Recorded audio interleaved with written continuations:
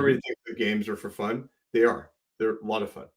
But there's a lot of benefits that happen underneath the fun. And, most people say they play for fun. And then what's the second benefit? Oh, I play to focus. Okay. I play to relax. Okay. I play to get more creative. Okay. There's like a ton of them. And then you think about the types of people who play them.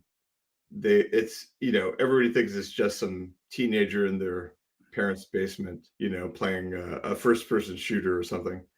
And that's also true, but the AARP has a conference on games, which is the Retirement Society. They have a conference, related to games.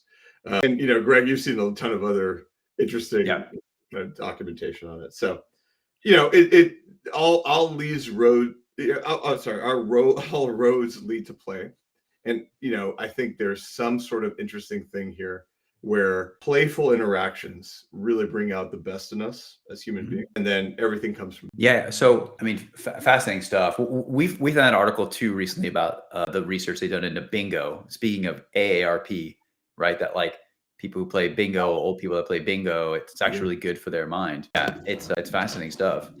Well, why do you think that? Let me turn it. What do you think? What do you think the reason would be that bingo would be interesting? Why do I think it's effective? Or I think because I think people. I don't know. I mean, I would assume that like I'm not a cognitive research scientist, right? So like I would assume that like you're engaging with your mind and you have to like participate and think and like be part of the game. Like it's really easy to just kind of live. I think as you get older, I suppose like you can just kind of fall into a groove and be very passive and kind of go through your life in a way that you don't have to do a lot of new things.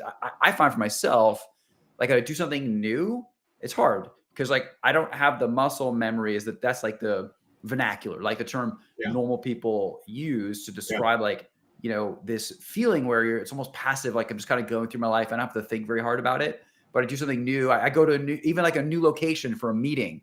I have to like think really deeply about like, am I on the right bus line or like get enough time to like walk there? And then what if I need a pass to go up to do I need like how much time do I need? Like it takes like a lot of mental overhead, right? But then when I go to the same office, like I don't even have to think about it. So I would assume that like you're older and so you play bingo and you're just like have to like exercise your mind like you would any other muscle. Yeah. Okay.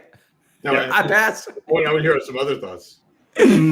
What do you think, Paul? It's exactly like that. I think it's you forcing yourself to pay attention to things. I think like as Gregory said, the older you become, the less attention and tuned to your environment we become. So we just exist. So whatever the games definitely encourage you to become more aware of your surrounding, be more present.